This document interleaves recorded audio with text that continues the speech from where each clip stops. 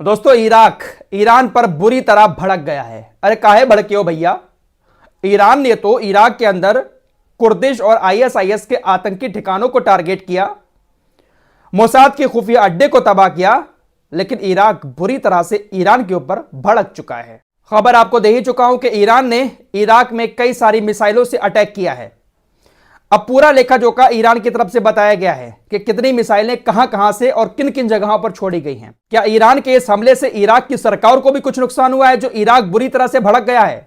यहां तक धमकी दे दी है कि हम इसकी पूरी जांच कराएंगे और ईरान को इंटरनेशनल कोर्ट में, सुरक्षा परिषद में भी घसीटेंगे। ये इराक ने ईरान को धमकी दे दी है। इसके अलावा बड़ी खबर एक और आ रही है कि गाजा से इजराइल ने अपनी सेना को समेटना शुरू कर दिया है। और भी कुछ बड़ी खबरें हैं, लेकिन पहले आपको ईरान के हमले की पूरी जानकारी दे देते हैं। सुबह जब मैंने आपको खबर दी थी तो पहली जानकारी यह सामने आई थी कि ईरान ने 6 मिसाइलें एक साथ दागी हैं, लेकिन 6 नहीं, 24 मिसाइलों से ईरान ने अब तक का सबसे बड़ा हमला इराक के ऊपर किया था। दोस्तों, शुरुआती रिपोर्ट जो आती है उसमें सटीक जानकारी नहीं मिल पाती है, क्योंकि जो सूत्र वगैरह होते हैं आसपास के, उनके जरिए खबरें आती हैं। लेकिन जब ऑफिशियली हमला करने वाले की तरफ से या जिसके ऊपर हमला हुआ होता है उसकी तरफ से जानकारी दी जाती है, तब सारी बात क्लियर होती है। तो अब अभी कुछ देर पहले आईआरजीसी की तरफ से इस बात की जानकारी दी गई है। आईआरजीसी के कमांडर हाजी जादे ने पूरी जानकारी दी है कि 24 मिसाइलों से अटैक किया गया इराक और सीरिया पर। जो खैबर शेकर मिसाइल है, वो 4 मिसाइलें दक्षिणी खुजिस्तान से लॉन्च की गई। ईरान का जो करमान शाह है, करमान शाह से इरबिल तक 4 मिसाइलें लॉन्च की गईं। ईरान का जो अजरबैजान वाला एरिया है, उस एरिया से इरबिल तक 7 मिसाइलें लॉन्च की गईं। 9 मिसाइलें जो है वो सीरिया के बॉर्डर से जो कुर्दिश इलाके हैं उन इलाकों में लॉन्च की गई। आईआरजीसी के कमांडर हाजी जाते ने बताया कि हमारे खुफिया एजेंसी ने सारी जानकारी निकाल ली थी कि कहां पर कौन सा अड्डा बना हुआ है और किसकी दूरी कितनी है। उसी हिसाब से हमने 24 मिसाइलों को एक साथ अलग अलग जगहों पर लॉन्च किया। सीरिया के अंदर कुर्दिश आतंकी और आईएसआईएस के आतंकी ठिकानों पर अटैक किया, साथ ही साथ इराक के अंदर जो मोसाद का खुफिया अड्डा बना हुआ था उस अड्डे पर अटैक किया है। एक बात आपको साफ कर देना चाहता हूं, ईरान ने अमेरिकी दूतावास पर, अमेरिकी सैन्य बेस पर अटैक नहीं किया। ईरान ने टारगेट करके डायरेक्ट अमेरिकी सैन्य बेस पर मिसाइल नहीं दागी थी, लेकिन उसकी किरणें वगैरह जो निकलती हैं मिसाइल की, उन किरणों से अमेरिकी सैन्य बेस को भी बहुत बड़ा नुकसान हुआ है। दोस्तों, अब इराक ईरान के ऊपर क्यों भड़क गया है? दरअसल इराक के प्रधानमंत्री ने कहा है कि ईरान ने हमारे उन इलाकों में भी मिसाइल छोड़ी है जहां पर लोग अपने घरों में रहते हैं। मैंने आपको सुबह जो खबर बताई थी कि इजराइल का एक बड़ा बिजनेसमैन मारा गया है। दोस्तों, ये तेल का व्यापारी था। इजराइल के अंदर जो भी तेल जाता था वो इसी के जरिए जाता था। व्यापारी के अलावा, बिजनेसमैन के अलावा ये एक बहुत बड़ा एजेंट भी था मोसाद का। मोसाद के लिए उस एरिया में रहकर बहुत बड़े बड़े मिशन को अंजाम देता था। तो ईरान ने इसके घर को टारगेट करके इसके घर पर मिसाइल मारी है। इसका घर जो है वो इराक के रिहायशी इलाके में था, तो जब इसके घर पर मिसाइल जाकर गिरी तो उससे आसपास के कुछ और घरों को भी नुकसान हुआ है। तो इसीलिए इराक बुरी तरह से भड़क चुका है। इराक ने कहा कि हमारे सिविलियन एरिया में ईरान ने इस तरह से स्ट्राइक की है, पूरी तरह से गैर कानूनी है और हम ईरान को सुरक्षा परिषद में भी घसीटेंगे और पूरी एक कमेटी बनाकर ईरान के इन हमलों की जांच करवाएंगे। तो इराक इसलिए भड़का है कि ईरान ने उनके सिविलियन एरिया में मिसाइल अटैक किया है। दोस्तों, अभी अभी खबर ब्रेक हो रही है कि इराक ने तेहरान से अपने राजदूत को भी बगदाद वापस बुला लिया है। यानी इराक और ईरान के बीच अब तनाव पैदा हो चुका है। ईरान के इस हमले को पूरी तरह से इराक गैर कानूनी बता रहा है, लेकिन ईरान का कहना है कि हमने अपने दुश्मनों से बदला लिया है और आतंकियों के निशानों पर अटैक किया है। आइए अब आपको गाजा की तरफ लिए चलते हैं। गाजा में इजरायली सेना हवाई हमले अभी भी कर रही है, लेकिन जो उसकी सेना जमीनी स्तर पर हमास के खिलाफ लड़ाई लड़ रही थी, उस सेना को इजराइल ने समेटना शुरू कर दिया है। इजराइल डिफेंस मिनिस्टर योब गैलेंट ने जानकारी दी है कि इजराइल की जो यूनिट 36 थी उसको अब गाजा से वापस बुलाया जा रहा है।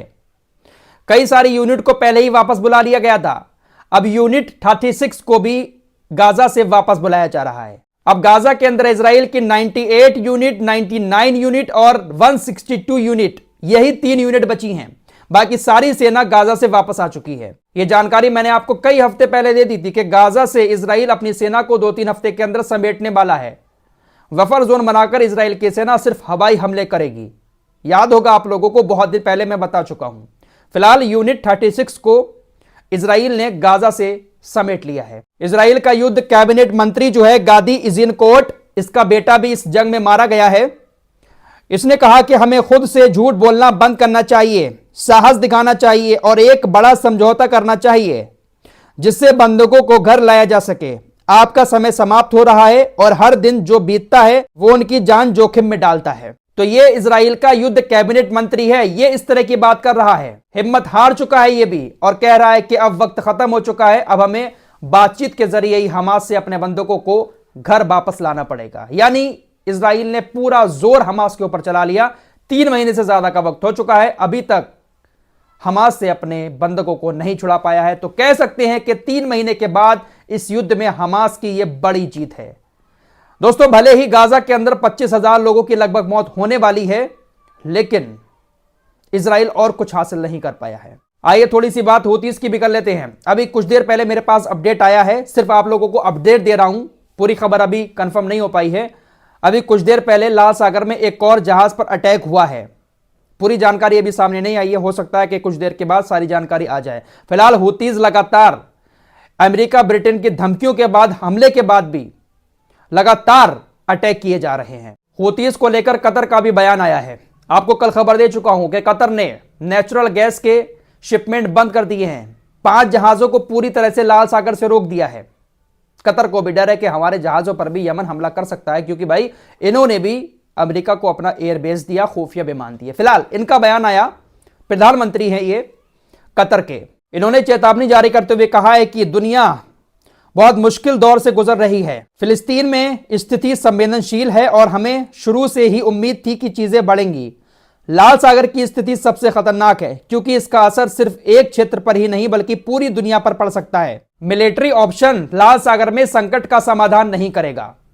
यानी कतर ने भी इस बात को मान लिया है कि अमेरिका और ब्रिटेन ने जो मिलिट्री एक्शन किया था, यह ऑप्शन भी ऐसा नहीं है कि जिससे लाल सागर का समाधान हो पाए। बातचीत के जरिए ही लाल सागर में समाधान हो सकता है, या फिर गाजा पर इजराइल अपने हमले बंद करे तब लाल सागर का समाधान निकलेगा। तो लंबे लंबे जुब्बे पहनकर काहे इजराइल, अमेरिका और ब्रिटेन के तलवे चाट रहे हो? कुछ करो, समाधान निकालो। लेकिन भाई तुम तो खुद कह रहे हो कि जाओ अटैक करो, हमारे खुफिया जहाज ले जाओ, खुफिया विमान ले जाकर यमन के ऊपर हमले करो, जैसे यमन को हमले करके ये लोग दबा लेंगे। भाई यमन के हूतीस की सीधी सच्ची एक बात है कि हम सिर्फ इजराइल के जहाज पर अटैक करेंगे, और वो भी तब तक करेंगे जब तक इजराइल गाजा पर हमले बंद नहीं कर देता है। इजराइल गाजा पर हमले बंद कर देगा, लाल सागर में शांति छा जाएगी।